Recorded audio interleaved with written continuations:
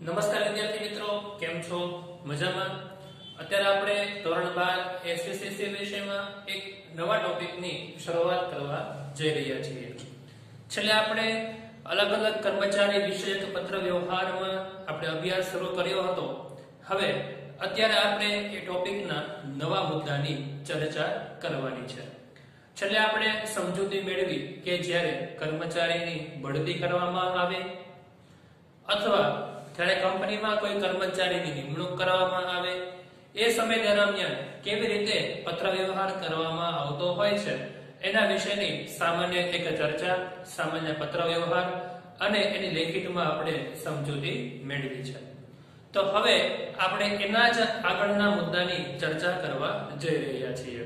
તો આપણને આ મુદ્દો જે છે એ મુદ્દા નંબર 3 બઢતી, જે આપણે પેજ નંબર ટેક્સ્ટબુક ના 43 ઉપર આપવામાં આવેલો છે. તો આ મુદ્દાને જોતા આપણને ધ્યાનમાં આવી જાય છે કે બઢતી એટલે શું થાય. બઢતી એટલે સામાન્ય અર્થમાં કોને કહેવાય કે ભાઈ કોઈ કર્મચારીને પોતાના હોદ્દા ઉપરથી ઉપરના હોદ્દા ઉપર મૂકવામાં આવે તો તેને આપણે બઢતી તરીકે ઓળખીએ છીએ. હંમેશા એક વસ્તુ આપણે યાદ રાખવી જોઈએ કે કોઈ પણ કંપની હોય કે સંસ્થા હોય એમાં જેમ ભરતી કરવામાં આવે છે, નિયુક્તિ કરવામાં આવે છે, એમ કર્મચારીની બઢતી પણ કરવામાં આવતી હોય છે. એની પાછળના મુખ્ય કયા કારણો હોય આપણે એની પણ ચર્ચા વિગતવાર કરવાની છે. તો આપણે એવું સમજી શકીએ કે કર્મચારીમાં રહેલી આવડતો, કર્મચારીમાં રહેલું કૌશલ્ય, એનું નૈપુણ્ય વગેરે જેવી બાબતોનો અભ્યાસ કર્યા પછી આપણને યોગ્ય લાગે કે ભાઈ આ વ્યક્તિ એ ઉપરના હોદ્દા માટે કામ કરવાની યોગ્ય છે અથવા એ પ્રમાણેની પોતે લાયકાત મેળવી લેશે તો આપણે તેને જે છે એ બઢતી માટે નિયમિત કરી શકીએ છીએ. તો આપણે એક વસ્તુ ખાસ સમજવાની છે કે આ બઢતીનો અર્થ શું થાય અને આ બઢતીમાં એક માર્કના પ્રશ્નો ક્યાં પૂછાતા હોય છે જેની આપણે ચર્ચા કરવાની છે અને ખાસ ધ્યાન રાખીને સમજવાનું છે. તો શરૂ કરીએ છીએ બઢતીનો અર્થ. પેઢીમાં કામ કરતા કર્મચારીઓ ને પ્રગતિનું કામ કરવાનું પ્રોત્સાહન મળે તે માટે સંસ્થા દ્વારા નિયત માળખું રચાયેલું હોય છે. એટલે કે પેઢીમાં કામ કરતા કર્મચારીઓ, પેઢીમાં જેટલા કર્મચારીઓ કામ કરે છે 5, 10, 15, 20, 50, 100, 200 એ બધા કર્મચારીઓને પ્રોત્સાહન મળે. એટલે કે ધારો કે તમે 1 વર્ષથી, 2 વર્ષથી, 5 વર્ષથી કંપનીમાં એક જ પોસ્ટ ઉપર કામ કરો છો તો તમારી કંપની તરફથી શું અપેક્ષા હોય કે મને આ પોસ્ટ ઉપરથી એની ઉપરની પોસ્ટ ઉપર મૂકવામાં આવે. તો એવું કોઈ પણ કર્મચારીને મનમાં હોય છે, એવું એને અપેક્ષા હોય છે.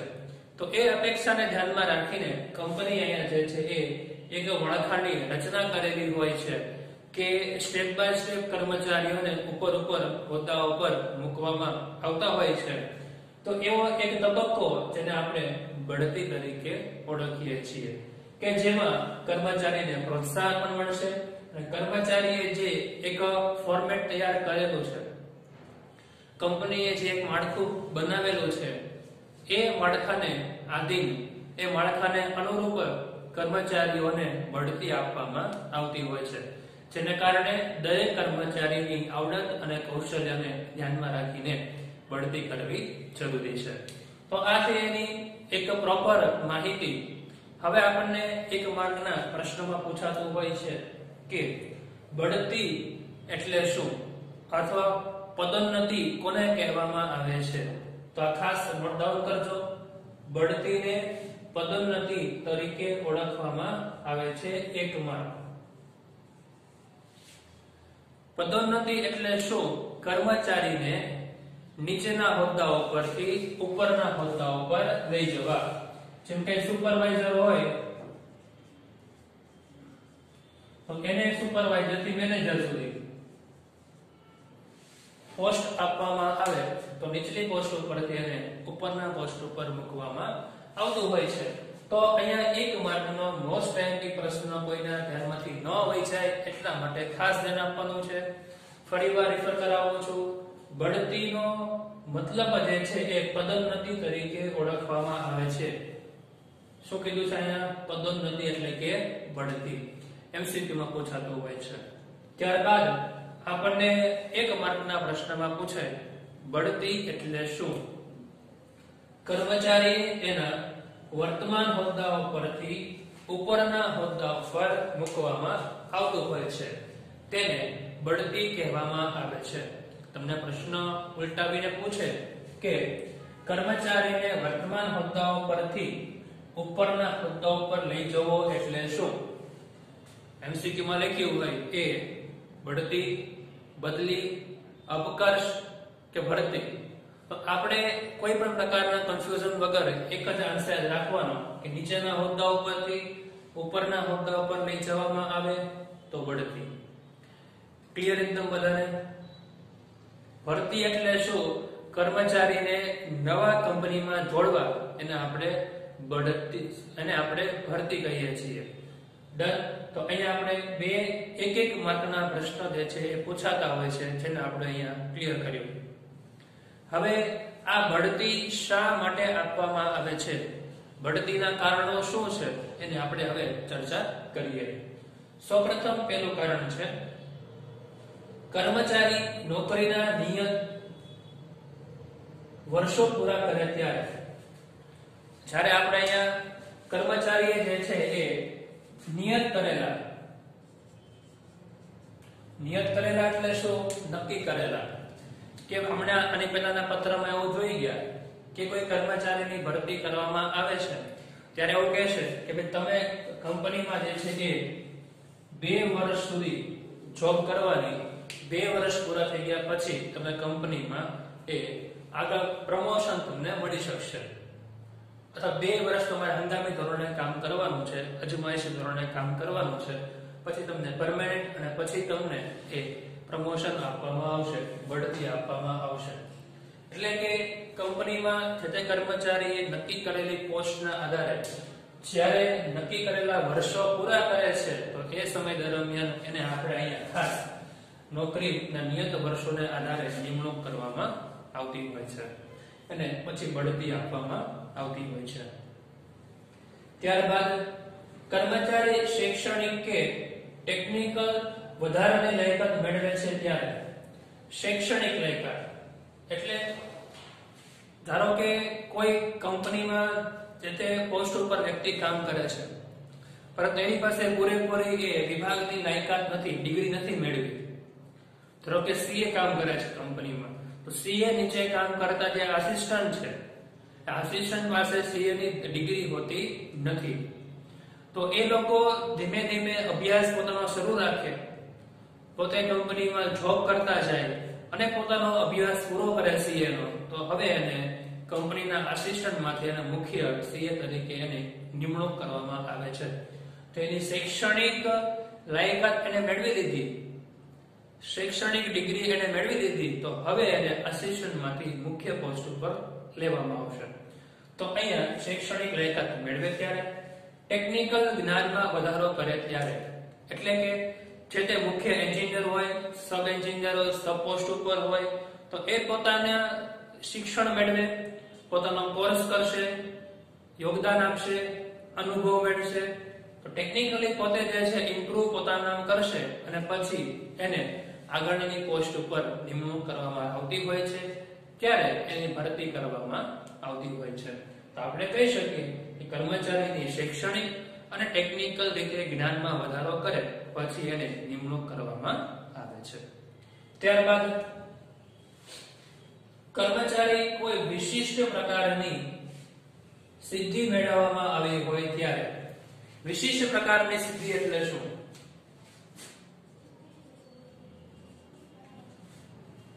વિશિષ્ટ પ્રકારની સિદ્ધિ એટલે કે આપણને ધ્યાનમાં છે કે દરેક કંપનીમાં કર્મચારીઓને આગળ વધવા માટેનો સ્કોપ આપવામાં આવે છે, ચાન્સ આપવામાં આવે છે, નવા નવા પ્રોજેક્ટ્સ આપવામાં આવતા હોય છે, કાર્યનો ટાર્ગેટ આપવામાં આવતો હોય છે. તો કોઈ કર્મચારી આપેલા ટાર્ગેટ કરતા દર વર્ષે વધારે કામ કરે, કોઈ કર્મચારી નેશનલ લેવલે, ઇન્ટરનેશનલ લેવલે, સ્ટેટ લેવલે પોતાનું પ્રદર્શન કંપની વતી ખૂબ સારું કરે, કંપની વતી એવું એક રિસર્ચ કરી બતાવે કે જેને કારણે નેશનલ અને ઇન્ટરનેશનલ લેવલે એને એક એનું બેનિફિટ આપવામાં આવે, એક પ્રોત્સાહન આપવામાં આવે, તો કંપની તરફથી એને એક વિશિષ્ટ સિદ્ધિ હાંસલ કરી છે તો એને નીચેના પોસ્ટ ઉપરથી ઉપરની પોસ્ટ ઉપર બઢતી આપવામાં આવે છે. કર્મચારીની કોઈ વિશેષ આવડત કૌશલ્ય ધ્યાનમાં રાખીને, કોઈ વિશિષ્ટ આવડત અને કૌશલ્ય, કોઈ કર્મચારી પાસે મેનેજમેન્ટની ખૂબ સારી એવી સ્કિલ છે પરંતુ વર્તમાનમાં છે સુપરવાઇઝર, તો એને સુપરવાઇઝરમાંથી એને મેનેજરમાં કન્વર્ટ કરવામાં આવે છે. કોઈ વ્યક્તિ પાસે વહીવટી જ્ઞાનની ખૂબ સારી એવી આવડત છે પરંતુ એ કંપનીમાં સામાન્ય કારકુન તરીકે કામ કરે છે તો એને ધીમે ધીમે એ વહીવટી વિભાગના વડા તરીકે નિમણૂક માટે આગળ વધારવામાં આવે છે. ટૂંકમાં કહી શકીએ કે કર્મચારી પાસે પોતાની એક ટેકનિકલ વિશિષ્ટ આવડત હોય તો એને આધારે એ વ્યક્તિ પોતાની પોસ્ટ જે છે એ ઉપર ને ઉપર મેળવીને આગળ વધતો હોય છે. ત્યારબાદ સંસ્થાની જરૂરિયાતોને ધ્યાનમાં રાખીને કે ભાઈ સંસ્થામાં કોઈ નવા પ્રોજેક્ટ શરૂ કરવાના હોય તો એક વિભાગમાંથી બીજા વિભાગમાં એને બઢતી આપી દેવામાં આવે છે. કોઈ સંસ્થા જે છે એ એના ઉપરી અધિકારીનું મૃત્યુ થાય, ઉપરી અધિકારીની બદલી થઈ જાય, નીકળી જાય, જગ્યા ખાલી પડે તો એ વ્યક્તિની બઢતી કરવામાં આવે છે જગ્યા પૂરવા માટે. તો આમ અલગ અલગ રીતે વર્તમાનમાં જે છે એ બઢતીના ઘણા બધા ઓપ્શન છે જેના આધારે વ્યક્તિઓને પ્રમોશન આપવામાં આવતું હોય છે, જેને કારણે તે વ્યક્તિના ભાડા ભથ્થામાં, પગારમાં, સુવિધામાં વધારો થતો હોય છે અને એને એક પ્રોત્સાહન પણ મળતું હોય છે. ઓવરઓલ કંપનીને પણ એક રીતે ફાયદો જોવા મળતો હોય છે. તો આવા પ્રકારના જ્યારે પત્ર લખવાના હોય ત્યારે આપણે શું બાબત ધ્યાનમાં રાખવાની છે, એ પત્ર કેવી રીતે લખવાના છે જેની આપણે હવે ચર્ચા કરવા જઈ રહ્યા છીએ. આપ સૌ સ્ક્રીન ઉપર પેજ નંબર 43 ઉપર આપેલો બઢતીનો પત્ર જોઈ શકો છો જે આપણે હવે સમજીએ. તો બઢતીના પત્રમાં જોઈએ આપણે તો મહેતા બ્રધર્સ ઉપર પેઢી લખનાર છે શાંતિ કોમ્પ્લેક્સ, પાટણ રોડ, મહેસાણા 384210. એક લાઈન છોડીને નીચેની બાજુ 28મી નવેમ્બર 2017. આવી રીતે આપણે ખાસ કરીને સરનામું લખીએ છીએ પ્લસ સરનામાની સામેની બાજુ આપણે મોબાઈલ નંબર અને ઈમેલ આઈડી લખવાનો ખૂબ જરૂરી છે જેથી કરીને પત્ર વ્યવહાર એકદમ સરળ રીતે અને સરસ રીતે થઈ શકે. પત્ર મેળવનાર કોણ છે તો ભાઈ વિદ્યુત દેસાઈ નામના વ્યક્તિ પત્ર મેળવે છે. તો હવે એક બાબતની ખાસ નોંધ રાખો, જ્યારે બઢતી હોય તો બઢતી ક્યાંથી કરવાની હોય તો બઢતી એક હોદ્દા ઉપરથી બીજા હોદ્દા ઉપર કરવાની હોય એટલે એક જ સંસ્થામાંથી હોય. તો અહીંયા સંસ્થાનું એડ્રેસ બદલાશે નહીં. જો ખાસ એમાં શ્રી વિદ્યુત દેસાઈ, સિનિયર ક્લાર્ક, એકાઉન્ટ્સ વિભાગ, મહેતા બ્રધર્સ, મહેસાણા. તો અહીંયા ઈ જે વ્યક્તિ કંપની કે સંસ્થામાં છે બરાબર એ જ કંપની કે સંસ્થાના વ્યક્તિના વિભાગમાં પત્ર લખવાનો હોય. એટલે વિદ્યુત દેસાઈ કઈ પોસ્ટ ઉપર છે તો સિનિયર ક્લાર્ક ઉપર છે. કયા વિભાગમાં છે તો ભાઈ એકાઉન્ટ્સ વિભાગમાં છે. સંસ્થા તો ઈ છે મહેતા બ્રધર્સ, મહેસાણા. સામે વિષય બઢતીની જાણ અંગેનો પત્ર કે ભાઈ અમે આપને બઢતી આપીએ છીએ એવી મૌખિક તો વાત થઈ ગઈ હોય પરંતુ આપણે લેખિતમાં આપવું ખૂબ જરૂરી છે. એટલા માટે બઢતીનો પત્ર આપણે લખીને આપવો જરૂરી છે. ત્યારબાદ શ્રીમાન કે ભાઈ એ વ્યક્તિને જ આપણે લખીએ છીએ એટલે શ્રીમાન લખી શકીએ આપણે ત્યાં. શ્રીમાન, અમને જણાવતા ખૂબ જ આનંદ થાય છે કે તમને તમારા વર્તમાન હોદ્દા પરથી બઢતી આપીને એકાઉન્ટ્સ વિભાગના મેનેજર તરીકે આપની નિમણૂક કરવામાં આવે છે. તો તમે જુઓ, બઢતી કીધું છે એનો મતલબ એક જ સંસ્થામાં એ નીચલા હોદ્દાઓ પરથી ઉપરના હોદ્દાઓ પર મૂકવામાં આવે છે. એટલે અહીંયા વર્તમાન હોદ્દાઓ પરથી બઢતી આપીને એકાઉન્ટ્સ વિભાગના મેનેજર તરીકે નિમણૂક થાય છે. એ સિનિયર ક્લાર્ક હતા. એની કુશળતા, કામગીરી, બધી જ બાબતોનું અનુકરણ કર્યા પછી, જોયા પછી એને એકાઉન્ટ્સ વિભાગના મુખ્ય વ્યક્તિ તરીકે, એકાઉન્ટ્સ વિભાગના મેનેજર તરીકે એની નિમણૂક કરી દીધી છે. તો અહીંયા પહેલો પેરેગ્રાફ પૂરો. બીજો પેરેગ્રાફ જોઈએ. કંપનીની નીતિ અનુસાર જે કર્મચારી પોતાના કાર્યકાળના પ્રથમ 5 વર્ષમાં જો કંપનીએ નિયત કરેલી વધારાની શૈક્ષણિક લાયકાત કે ટેકનિકલ લાયકાત મેળવે તો તેવા કર્મચારીની યોગ્ય કદર કરવામાં આવે છે. કે ભાઈ એ વ્યક્તિ સિનિયર ક્લાર્ક હતા અને એકાઉન્ટ્સને ધ્યાનમાં રાખીને જે અલગ અલગ એક્ઝામ્સ હોય છે એ પાસ કરી હોય અને અલગ અલગ ટેકનિકલ કોર્સ કરેલા હોય, અલગ અલગ વિવિધ પ્રકારનું જ્ઞાન મેળવેલું હોય, ત્યારે એ વ્યક્તિને 5 વર્ષમાં શૈક્ષણિક લાયકાત મેળવે તો કંપનીના નિયમ પ્રમાણે એ વ્યક્તિને 5 વર્ષ પછી એને બઢતી આપવામાં આવે છે. એવો કંપનીનો પોતાનો નિયમ છે. તો આપણે જોઈ શકીએ છીએ કે એ પ્રમાણે કંપનીએ પોતાનું વર્તન કર્યું છે. તો એણે એ વ્યક્તિને સિનિયર ક્લાર્કમાંથી એકાઉન્ટ્સ વિભાગના મેનેજર તરીકે નિમણૂક આપી દીધી છે. ત્યારબાદ આપણે ત્રીજો પેરેગ્રાફ જોઈએ.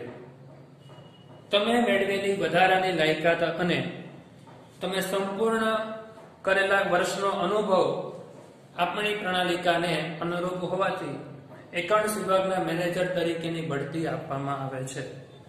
એટલે કે તમે જે લાયકાત મેળવી છે એ લાયકાતને આધારે પૂર્ણ કરેલા વર્ષનો અનુભવ, એટલે કે તમે 5 વર્ષનો કંપનીનો અનુભવ લીધો છે અને સાથે આપણી પ્રણાલિકાને અનુરૂપ હોવાથી કે ભાઈ તમે અમારી કંપનીમાં જે રીતો રિવાજો છે, જે નિયમો છે, કાયદા છે ને તમે સારી રીતે જાણો છો, તમે એમાં જે છે એ ફિટ બેસી ગયા છો, એટલા માટે તમને હવે એ એકાઉન્ટ્સ વિભાગના મેનેજર તરીકે બઢતી આપવામાં આવે છે.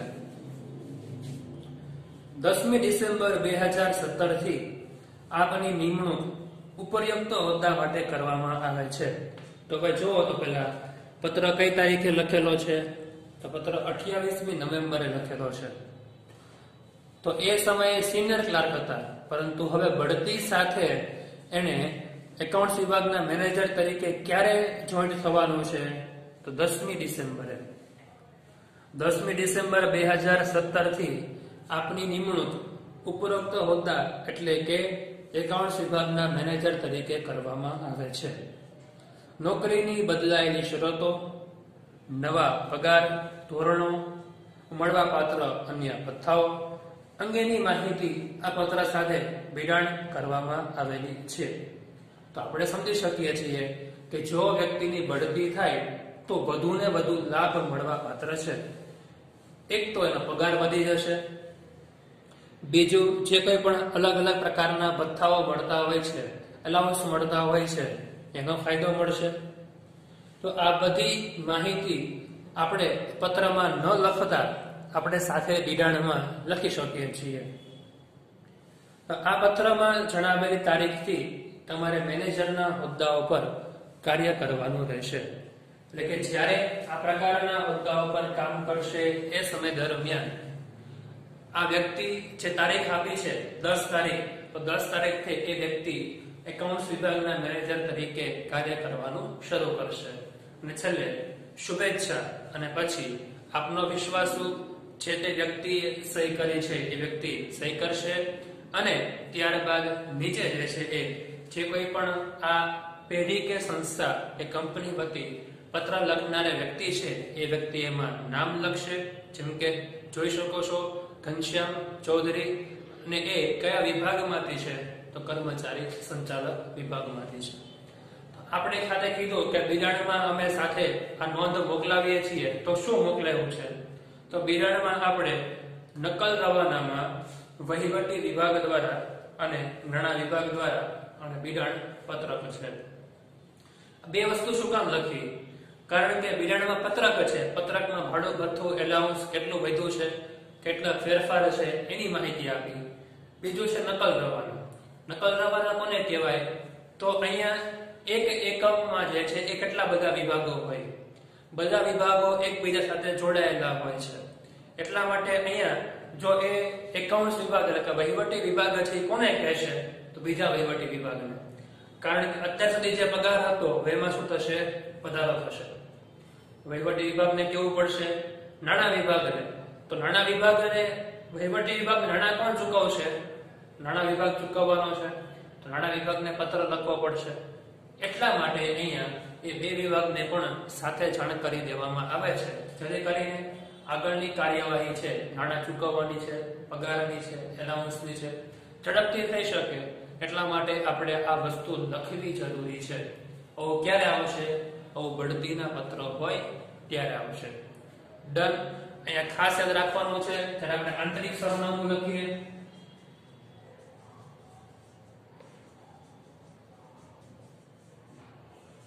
આંતરિક સરનામામાં કંપનીનું જ આવશે અને જે હોદ્દો છે એમાં હોદ્દો લખવાનો રહેશે. એમાં બે હોદ્દા આવશે ખાસ. જ્યારે તમે વર્તમાન હોદ્દા ઉપર છો એ આંતરિક સરનામામાં હોદ્દો આવશે અને અંદર પહેલા પેરેગ્રાફમાં તમારે જે નીચેના હોદ્દા ઉપરથી ઉપરના હોદ્દા ઉપર ગયા છો એ હોદ્દો ત્યાં લખવાનો રહેશે. તો ઓવરઓલ એકદમ સરસ અને એકદમ સરળ જે છે આ પત્ર છે બઢતીનો, તો તમે એકદમ સરસ રીતે સમજી ગયા છો. તે તમને પેજ નંબર 43 ઉપર આપેલો છે. તો તમને આજના હોમવર્કમાં બઢતીનો અર્થ, બઢતી શા માટે અને બઢતીનો આજનો સમજાવેલો પત્ર હોમવર્કમાં લખવાનો છે. Okay, thank you very much. જય હિન્દ, જય ભારત.